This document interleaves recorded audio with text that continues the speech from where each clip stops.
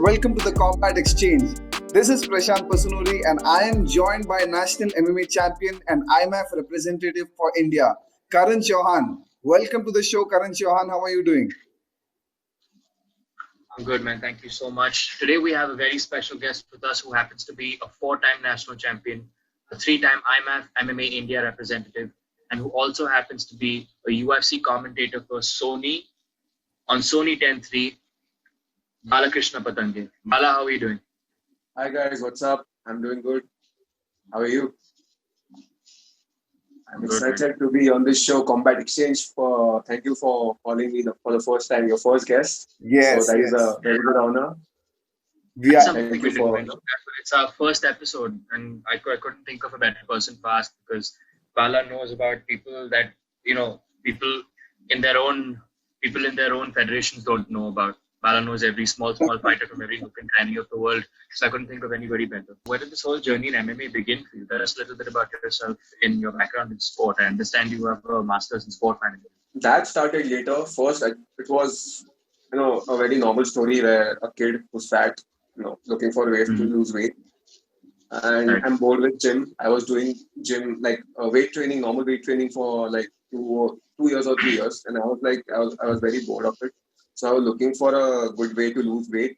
So apparently, during that time, Kurban, I don't know if you know the movie Kurban with Saif Ali Khan. Yeah. So I saw his article where he said that he was doing kickboxing for weight loss and get in shape. So I searched my nearby kickboxing gyms and I came upon Zen Fitness Studio, Zen Kickboxing Academy. And from there, my journey started.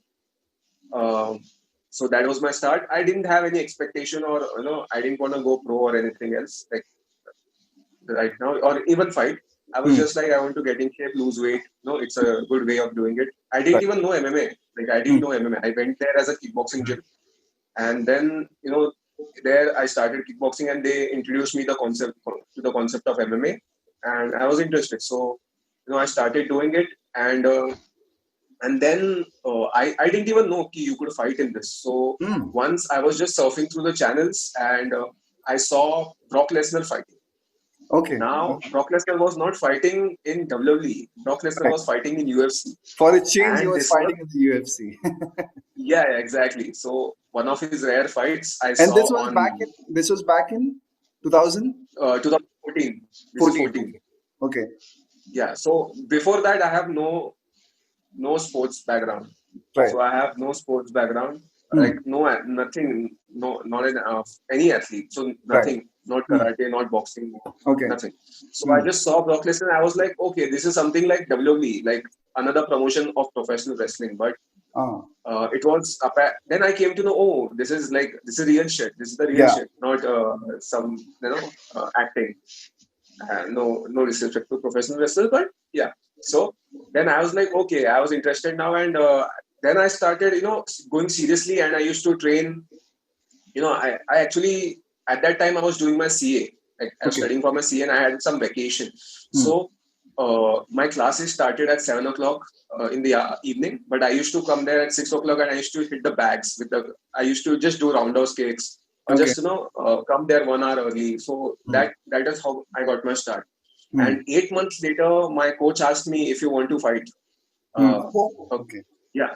So 8 months later, after I started, my coach asked me if I wanted to fight. And I was like, okay, I will fight. And that event was Body Power in 2015. It was the first time any amateur national championship had taken place on that scale. And the main event after that was SFL. So SFL 39 took place on the final day. Before that, we were fighting in the amateurs.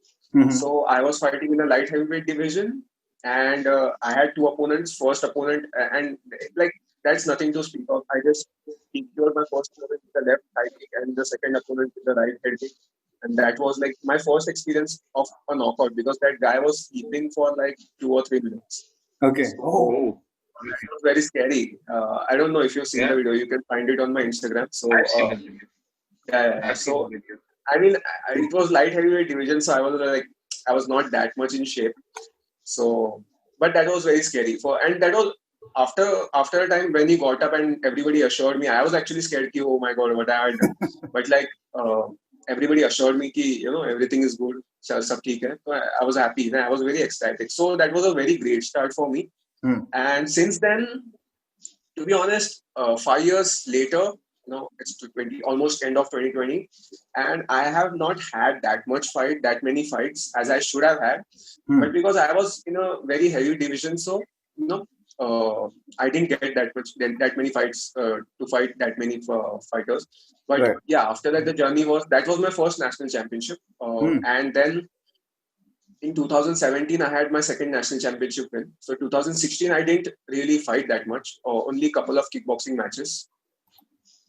Prashant, right? Yeah. Couple of kickboxing matches, grappling matches. Then in 2017, I had my national championship, second national championship. I had the silver medal in the national jiu-jitsu championship. Then I fought in Yodha also in 2017.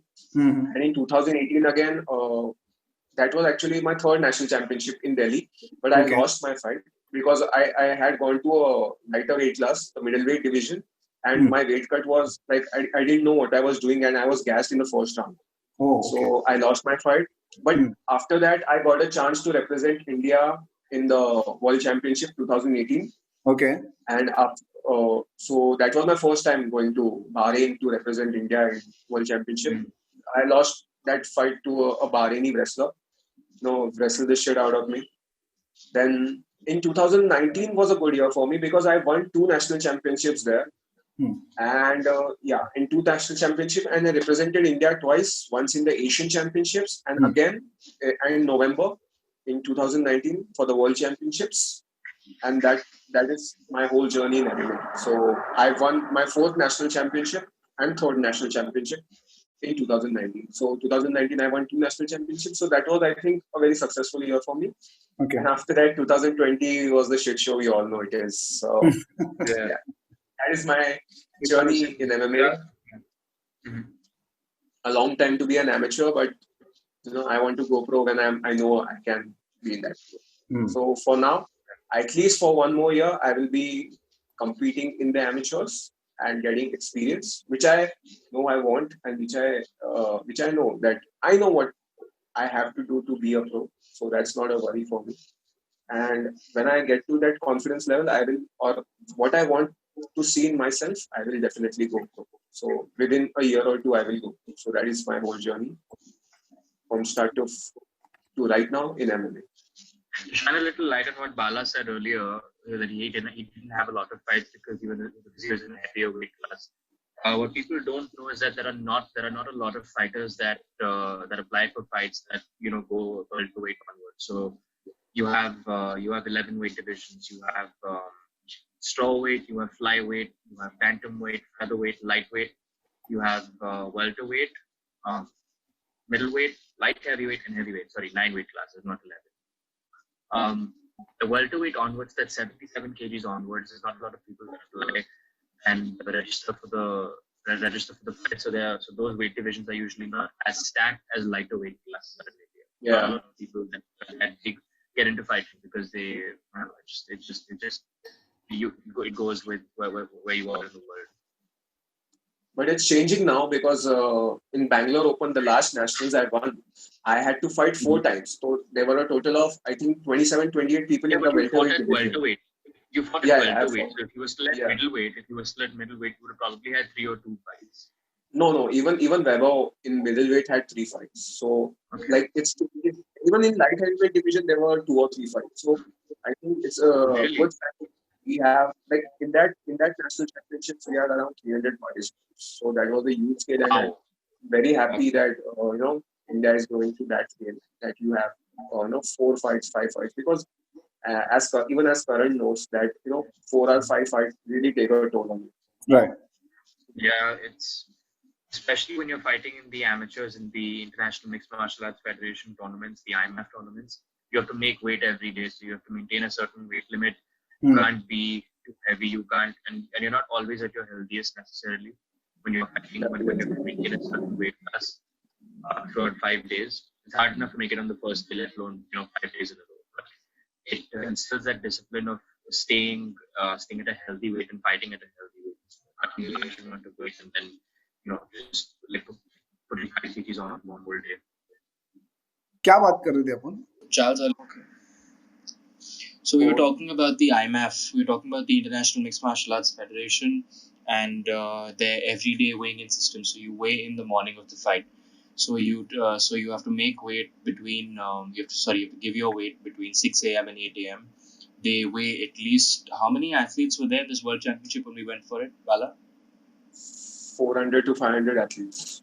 Jesus Christ! So they had to weigh in 500 athletes in just under 2 hours. So that was quite a. It was quite a.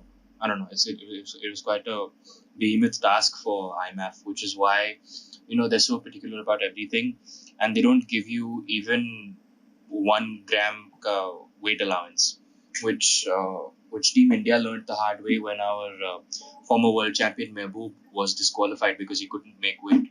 I think he was 100 or 50 grams overweight, wasn't he? How much was he? 115.2. So 115 pounds. So he was 200 grams. 0.2 pounds. Close to 150 okay, so grams. It's 0.2 pounds. So yeah, exactly. So he's about 150 grams overweight. So they disqualified him, and he was a returning world champion. So it just speaks volumes on how strict they are about the way they cut weight. I mean, about their rules and regulations, and their no weight allowance. There are no weight allowance rules. How did you shift into being an MMA? What would I call it? An MMA nerd, into getting into MMA, getting to know so much deep into MMA. So how and why and when did that transition come about? That actually came about, to be honest, when I don't know, like I have this thing where if I'm getting into everything, I go deeply into the background of it to study, just to study. So even if I go, before I was a football fan, like I don't follow it right now, but I used to follow football. So I would know, like I would recite to you the whole team, who is the substitute, what strategies they are doing. I don't play football that well even. Like, no, I'm an okay football player, very okay. Like in the gully wala football player. So I mean, like not even like team football. Like have you been a gully fighter for that case? Have you been a gully MMA fighter? No street fights. No street fights. I absolutely hate confrontation, any kind of. Do you know any guys who are into street fighting as such in India, gully street fighting or gully fighting like that? Oh, I don't really know. Because we stay as far away from those people as we possibly can. We exactly. Like I don't mess around with these guys because they don't have anything to lose. To be honest, I feel like I shouldn't fight in a gully because I have a lot of things to lose. Even without my MMA career, also. Like I have a lot of things to lose, so I like even if something happens, I'm like, no, ठीक है भाई, जो भी है, ठीक है, no, okay, and I just get out of it. I try to avoid it as much as possible. So yeah, so exactly, so basically, if I am into anything, I like to go deep into it. Like even if I don't know how to do it, I just for the knowledge thing or the stats thing, like I would have told you, football में he should have used this stat, he should have used that stat. उसका history पता है, वो team का history पता है तुझे. Like gate में ये must be waves, whatever. So I am like that for anything, like any subject. I am like that. So for MMA also, to go into a background wasn't a big deal for me. But the time I took it seriously was when I won that first fight, second fight, the first national tournament, very emphatically, and like people were very impressed with me, and like everybody was, even professional fighters or that SFL ka commentator who is also now in Sony, Arjun, who's the commentator, he came and told me, wow, amazing fight. Two or three professional fighters also told. So that was like the best start I could have ever had, and that really got me into thinking, oh, I can be a fighter, And that at that time, light heavyweight, middleweight didn't have anybody. So I was the only guy who was in that heavy who could do things technically rather than just swinging. So I had confidence that okay, I can do things, and that is how my start. And actually, like, see, you win your first fight, and then you are encouraged. If maybe I would have lost that fight, then maybe things would have turned differently. That is how it goes. How seriously do you take your results? win or lose. I know you take your So training very seriously. You train very hard. But how serious do you take your results? it's different for It different depends on people person now. to person. Yeah, exactly. Yeah, exactly. So it's different from person to person, as Bala said, because I've seen Bala take a loss and not make much of it. Maybe he doesn't. Maybe he's not telling. He doesn't tell everybody what he's feeling. But for me, I take it incredibly personally. Whenever I lose, I don't know. I can't help but cry because I put in so much work and work into what I've done. I, I I I gave up on time with my family. I gave up on time with my loved ones. I gave up on time with my significant other. I gave up on a lot of things that bring me joy to to be victorious, and to have that taken away from you in front of the whole world. It's very soul sucking. It's a very soul sucking feeling, and it's not good to it's not good to feel that. So some people are more vulnerable than others, but yeah, everybody is very very different from each other. What about you, Bala? Yeah, funny story. I don't know if Karan will like it, but the first time Yes. I met Karan was when he was like, I actually didn't meet Karan. I was preparing for I was chilling for my fight because I had to fight next or in some time. And Karan had just lost his semi-finals in the 2019 Nationals, and he was actually crying. And his opponent's coach and his grandfather was consoling him. So I was just looking at him. I don't know if he noticed me that time, but I was just looking at him. And I was like, okay, Yeah. happens. The only time I have cried is in the Delhi Nationals, where I was like, I was very, mentally tired and due to the weight cut, because I had to make weight at 84, but I didn't know because I didn't even have a weighing scale. I weighed in at 81. And I was very tired and I was very disappointed in myself. So, that is the only time I cried with a loss. I don't know, maybe other than that, I only lost in international. So, World Championship, Asian again World. So I don't know. I didn't really feel like I felt angry with me, but I never felt like I was just frustrated with it. But I never felt the need to just make anything or get sad or anything. Right. I don't know. Maybe if I feel that way, I will feel that way. But for at least when Karan saw me, I didn't feel that way. So everybody takes their loss differently, because we also saw that the Dagestani guys, every time they lost, they just went berserk. They just started crying. Okay. You remember Karan? Yeah, I remember. Magomeda guy, he lost by Gogo Plata. And he lost by Gogo Plata to the Kazakhstani guy, and he went behind the stalls to cry. So yeah, everybody processes it differently, because it's about different people, right? So I don't really, or rather I have stopped. Maybe that first crying experience, maybe I told myself that I won't cry for it. I will just make it better sometimes. Of course, I feel angry that I lost, and I actually have lost because of my stupidity. But maybe I felt like, okay, I will do better. So maybe that's the mentality. Obviously, it's different for different people. See, so sometimes when people, like you just said, these Dagestani guys, you talk about guys from Russia. Russia in the 2019 World Championships had the maximum amount of gold medals, silver medals, and bronze medals. They had the highest number of medals, and they were the number one team in the world at the time. So when you're training with and around these absolute killers, for so many months at a time, you put in so much work and then you lose. There's a feeling of utter disbelief about the fact that you've lost. You know? So it's almost you can't accept the fact that you've lost, which is why people are so emotional about their losses, especially guys from that part of the world that tear themselves away from their families, that spend months away and with just around other guys, just fighting every day, thinking about fighting, eating, fighting, drinking, shitting, pissing, fighting. That's all they ever think about. That's all they ever do. So for them to take a loss like that, I can only imagine what they feel, because I still have the comfort of my home. I'm giving up on it by choice. Most of those guys don't have a choice, because it's the only way out for them from from a bad life, or it's the only path to a good life. Okay, that's cool.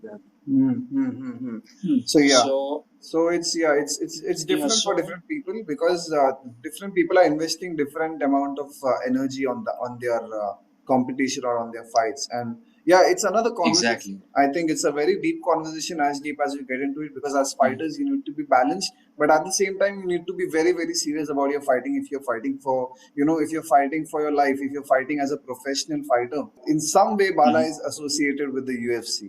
What's that about? Exactly. So you go from so Bala's gone, like in my observation that I've made from Bala's gone from being this dedicated fighter to being associated with what I can only describe as a monopoly in the MMA world. It's not so much anymore because of all the other organizations that are coming up, but the UFC is still the gold standard of MMA, still the platinum standard of MMA in the world. When you make it to the UFC, that's only what 1 or 2% of the fighters in the world do. And I'm so proud of the fact that my friend is associated with the UFC in a certain way, which I dreamed of. Like I love watching fights, and that's his job. Watching and commentating fights is his job. Although it's in Hindi, and Hindi is not my strong suit, but Bala's so fluent in Hindi, and when I've heard him speak, when I've heard him commentate, he's so clear, and everything is so concise when he speaks. So Bala, how do you converse with the audience? How do you make everything so clear and concise in Hindi? Yeah, I take inspiration from if you watch the earlier days of UFC, if you watch the earlier fights, at right now the thing is a lot of audience is well versed, at least in the foreign countries. Yeah. They are well versed with the submissions, not just the striking. Striking is obviously very easy to understand. You just knock someone out, whatever you're hitting it. But in submissions, you see those scrambles on the ground. You see those scrambles going on, and I studied. I used to watch those fights in UFC Unleashed or even on YouTube and whatever. So in that, Joe Rogan is very a very inspiring person for me because he used to actively teach people. Yes. What is this? This is a triangle. This clinch position. You may think that okay, nothing is happening in a clinch against the cage, but a lot of subtleties are happening. So I have tried to, at least I have tried to, make that my aim. I have to teach the Hindi audience, most of them who do not know anything about MMA. So I have to teach them about, okay, this is how the fight is going on. Even if if you see that they're teaching, but they're not teaching. But a lot of subtleties are happening where a person is trying to trip the guy, or even in the submission or a guard position where, a fighter is below, on the bottom, and the other guy is on the top, but maybe it can be so that the bottom guy is more dominant. So that the subtleties of the ground game and the subtleties of footwork, movement, everything, I try to keep that in mind that my audience, I try to talk to them as if they are watching MMA for the first time. They will not just think it's a mindless blood fight, but it is something very technical and it is very something strategical. So that is what I'm hoping to achieve with the because a lot of people in Hindi, it's I think they have started it since last year. They started Hindi, and it's a very new audience for the rural and the tier 2 city areas because in the metro everybody prefers a lot of people have heard about Conor McGregor, but a lot of rural crowd has been joining in, and for them Hindi is because sometimes they may not be so understanding, they don't understand English that well. So I try to give them the same thing that English commentary is giving the normal people, or the wide audience, global audience. It's almost like a responsibility that you have to communicate the message in the right way. Do you guys remember Mike Goldberg in the older days of UFC? Mike Goldberg and Joe Rogan. So Joe Rogan used to take you through the entire action as it is happening. So he used to describe, and he's putting his hand like this, and what he's trying to do is he's trying to transition to some submission or some sort. And he used to describe and call fights as and when they were happening, and it's such a very rare talent. Exactly. So not everyone can do that. Not everyone can process the information. Number one. Not everyone can process that information, and not everyone can foresee or forecast what that fighter is trying to do. Because the intricacies in the fight game with your hands and with your legs and with your body, with your upper body, with your head, and there's a lot of movement that's going on. And Joe Rogan does a very, very good job of educating the audience about UFC, about MMA and the sport of MMA. So you were talking about the rural area, the rural parts of India, or rural India coming into MMA. Getting interested into MMA. How's that happening right now? What do you see? What's the scale of that happening right now? Is it a lot of people who are getting interested in, who are interested in MMA or UFC of that sort? How is it going on? See, fighting, at the end of the day, fighting is a thing who, like, everybody understands, which everybody understands. Like, you don't have to speak the language, to be honest. Yeah. You don't have to, if you, like Dana White used to say in the early days of UFC, if a basketball match is going on, a fight is going on the other side, people are going to flock to the scene where the fight is happening. So it doesn't take a lot to understand, this is a fight happening. But, we have to get those people, because there is a lot of talent. There is a lot of talent in UFC and, in India, rural areas, like wrestlers, boxers, who for some reason or the other, maybe aren't happy with their current sport, and this is just, I'm talking about the fighters. So wrestlers, we see a lot of wrestlers, one-dimensional fighters who have done wrestling, karate, taekwondo, boxing, whatever. So they are trying to come into MMA, and they are watching UFC to see, what is the whole scope of MMA. This is for the fighters. And the fans as such, there is a lot of awareness, because we have Ritu Fogat, who just fought today. And she won. So that will take a lot of, that is a big deal, because Fogat sisters are very popular in the northern side. So a Fogat sister winning dominantly in MMA will of course draw a lot of people to what is MMA. And that is how, and it's not just us, because companies are working. UFC is working on Indian audience, because UFC has started providing subtitles for the fights which were in English. They are providing subtitles. They are investing a lot in India. They are starting a UFC gym now. One championship is also bringing in a lot of Indian fighters, to improve that base. So we are seeing a lot of, because they see the talent and they see the market. It's just one or the other. There are both things in India. We have the market and we have the talent. So that is the reason that we will definitely see a lot of Indian company fighters, and we will see a lot of Indian fans growing to be fans of UFC. And I think India definitely will be the next significant thing in the world of MMA. So that is how a lot of people, and including me and a lot of people in the know, see the Indian market. The question is, how much further can we go? Because boxing has been around since a long time. Wrestling, as we say, has been around for a long time. I think the sports that we have a monopoly in, or we are very good at, are kabaddi, of course, and cricket, I think, right? Because cricket is one of those sports in which we are giants. And these games have been around since a long time. And same for boxing, same for wrestling, right? What do you think? How far can we go in terms of MMA? I think sky's the limit, because we are very close. Okay, let me put this question in this way. What are the obstacles that Indian MMA has in its immediate and further future? Oh yeah, well, I'll answer the previous question as well, because I was saying, in boxing right now, the only thing that is remaining is an Olympic gold.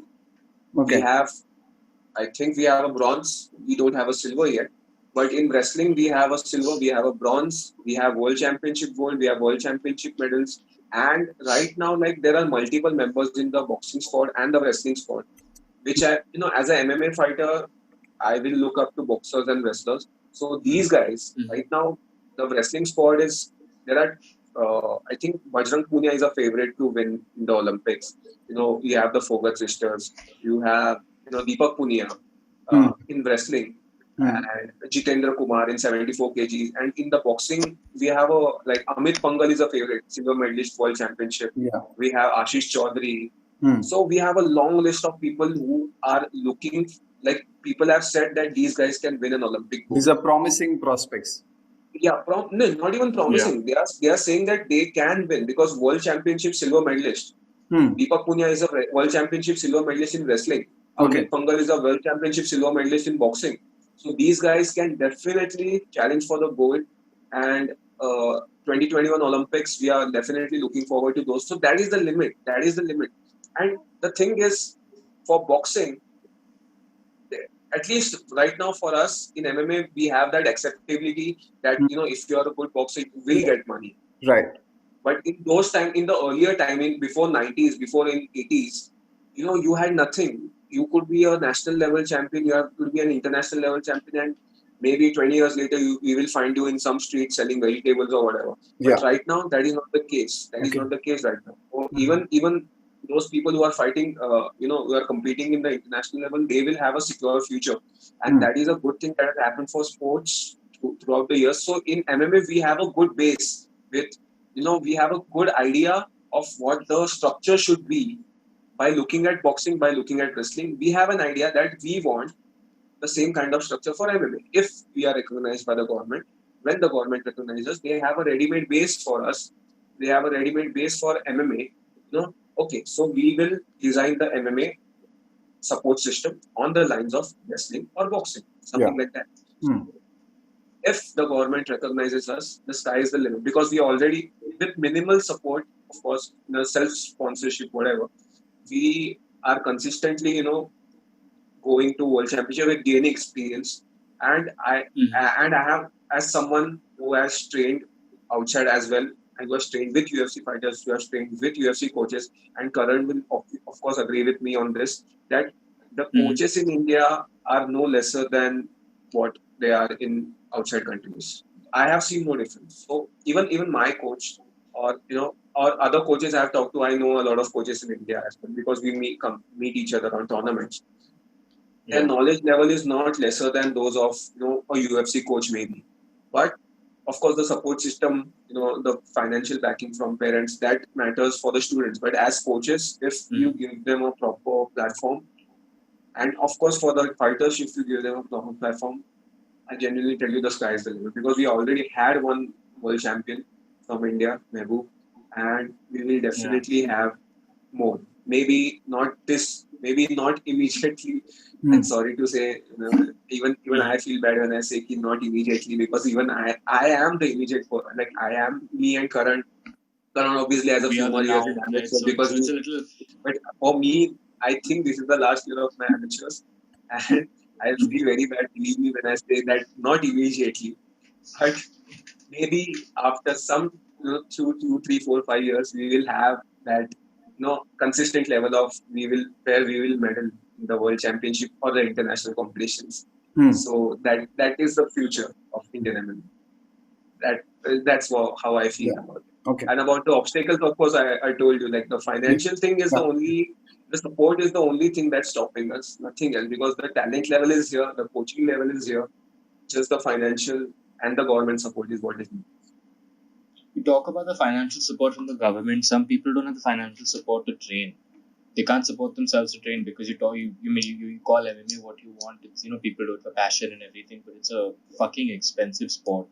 Bala, I think you can back me up on this, because strength and conditioning costs a certain amount, nutrition costs a certain amount, then training down the line, not in classes. Especially with the situation right now with COVID, people have to take personal training with your coaches costs a whole lot. So everything in this sport is extremely expensive, because everything's extremely new, and a lot of people in our country confuse different sports and different forms of fitness and use the tag of MMA. So in a gym, you'll have in a gym, like, I'm not going to name names of gyms, but the gyms know who they are when I talk about this. They teach them kickboxing, and they call it, they give the tag of MMA. They teach them boxing, and they call it MMA. They teach them cardio, but the one that breaks my heart the most is where they say cardio kickboxing and they call it MMA. So MMA has this certain ring to it, but it doesn't have the proper recognition, and it doesn't have the proper depiction of what it actually is. People think that MMA is this badass sport, which it is, but there are people in our country that still corrode the name of MMA, and that puts a bad taste in everybody else's mouth. So people are turned off from it.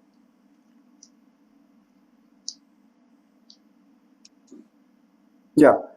Okay. So what I understand right now, as you both are speaking, is that the government in India does not at all support MMA as a sport. Is it right? Mm-hmm. There's no financial There's support. yeah, Okay. there's absolutely none. So how far are Even we our from national getting that? federation, even our national one sec, even our national federation itself is just completely self-supporting. You know, Okay. those guys, they are doing what they have to do to move the sport further in our country. Hmm. MMA India, it's run by Sharif Bapu, Prasad Gaitonde, and a team of their and a team of officials that they have. You know, there's a long list of officials that help them, but primarily those two.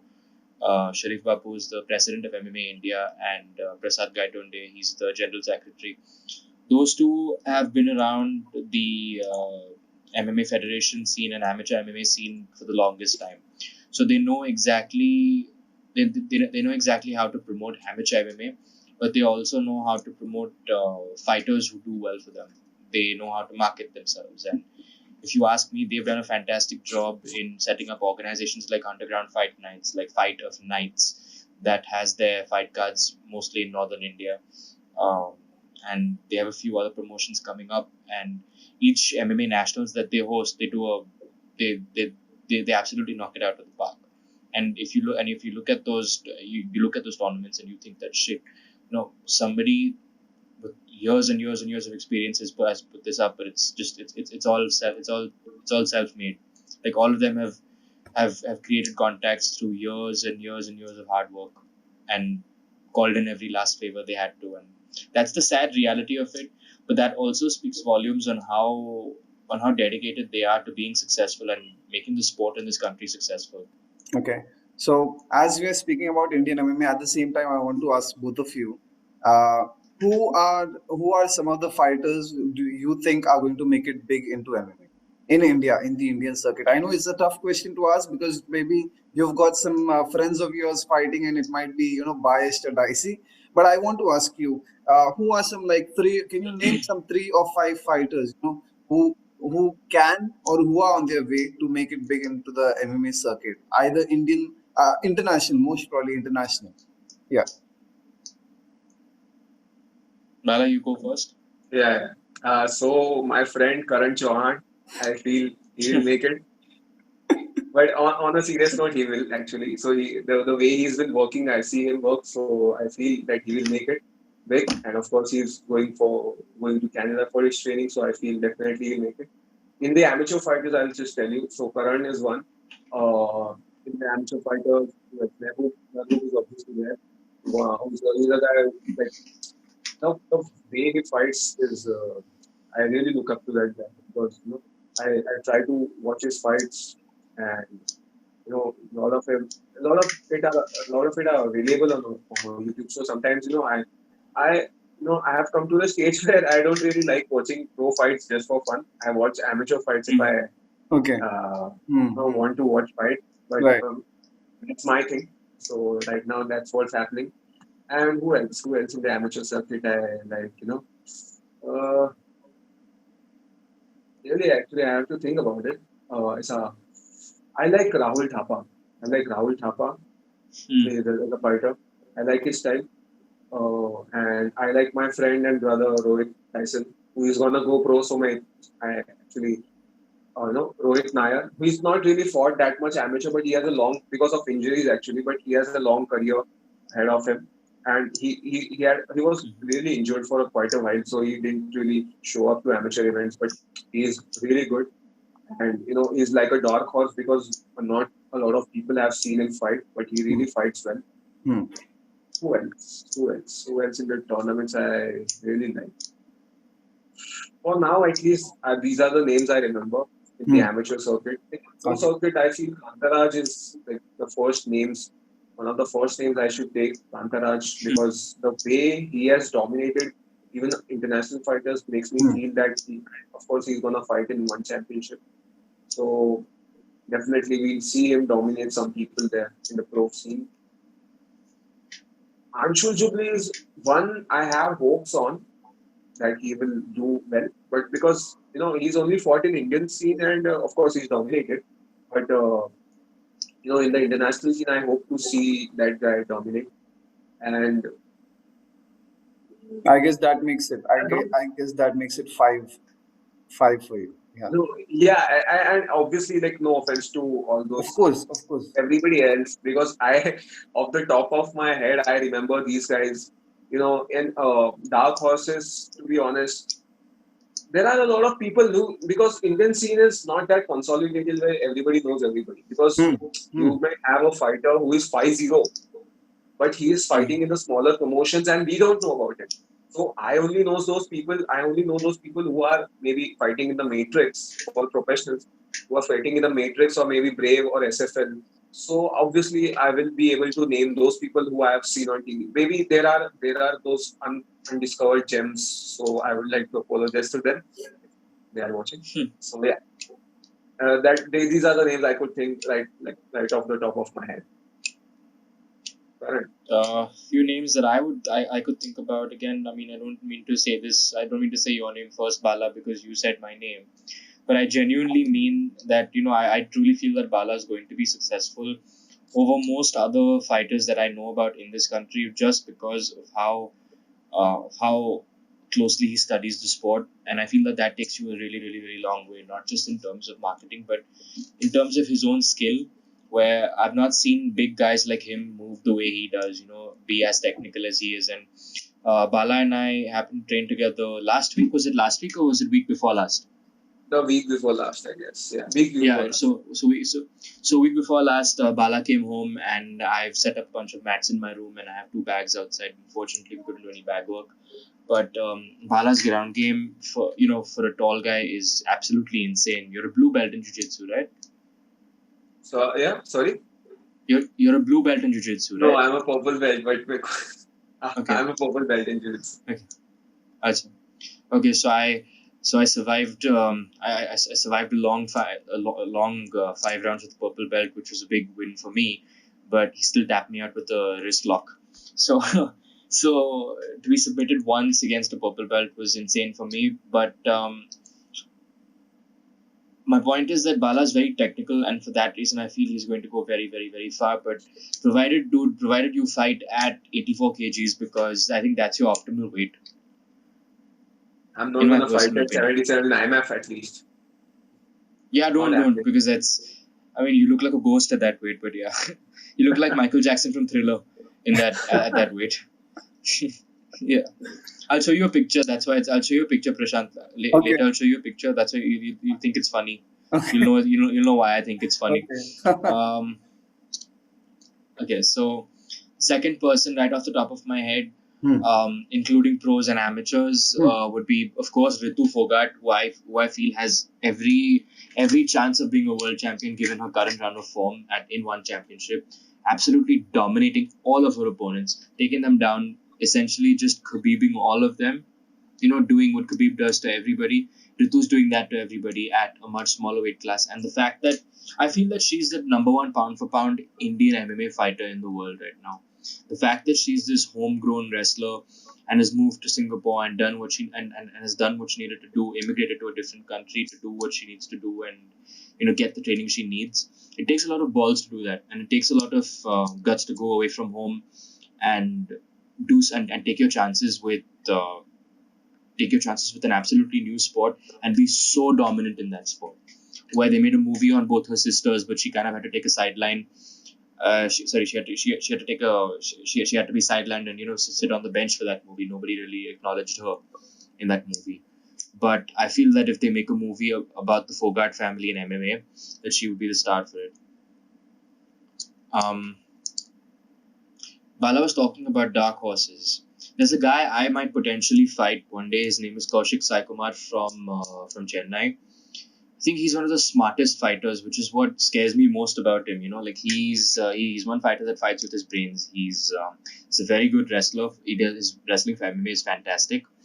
His Muay Thai is very good. He's very good in the clinch, and his jiu-jitsu is, from what I hear, very, very good. We had a chance to train together earlier this year, but I couldn't gauge it. I couldn't gauge his abilities properly because I wasn't really going for it in training. I don't like to really go for somebody in training, and I know he wasn't either. And I also had a lower back injury at the time. I had thrown my lower back out, and I was on bed rest for 2 weeks, after which I went to train with him. The fourth fighter would be, of course, Kantara Dragasa, who I really feel is a future champion in some organization in the world if he goes down the right path. He's a very dominant wrestler. He's got a judo background. He's a black belt in judo. He's got a very dominant ground and pound style of fighting, which I feel takes people a long way. He's got a very good way of avoiding good jiu-jitsu practitioners jiu-jitsu for MMA. And last but not least, my dear friend Anshul Jubli that Bala mentioned as well. He's fighting at Matrix Fight Night. Anshul, I feel, is one of the most well-rounded professional fighters in this country. Although he has only faced Indian fighters, I feel that he's beaten them in pretty effortless fashion. It's very easy to gauge that, okay, fine, this guy's going to go places because his grappling is fantastic. He's got a very good jiu-jitsu base. His striking has come a very long way. If you saw his video today with Rohit Tokas, yeah.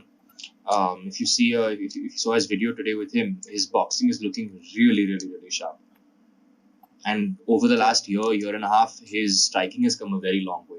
So to see fighters like that evolve at that pace, and Anshul's young, although he has the beard and everything, he looks a lot older than both of us.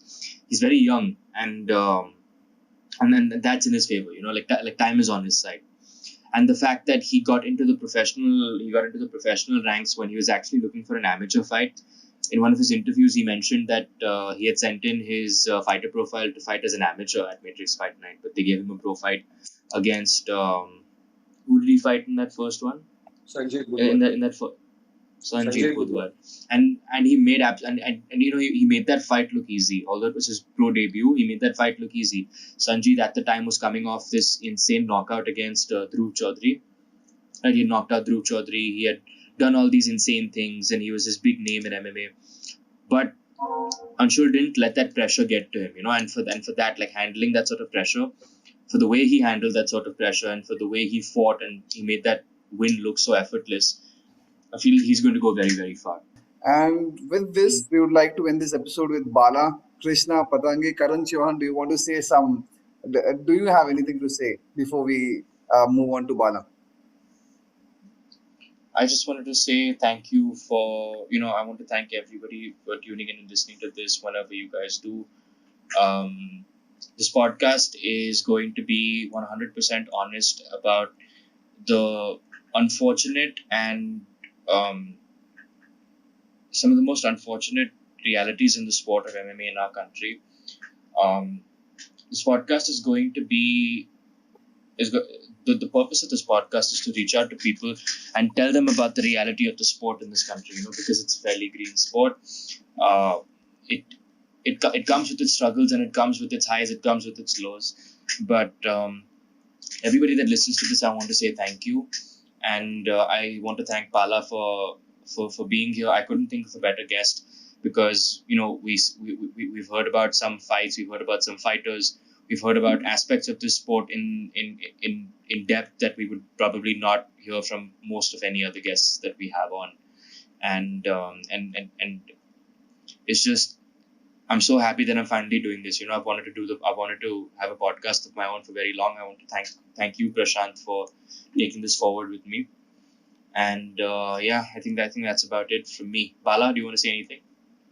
I'd just like to say thank you to Prashant and Karan for inviting me for the first episode, and obviously I hope to see this show as like for MMA what it does for MMA. It's just like the Joe Rogan experience did for MMA in US.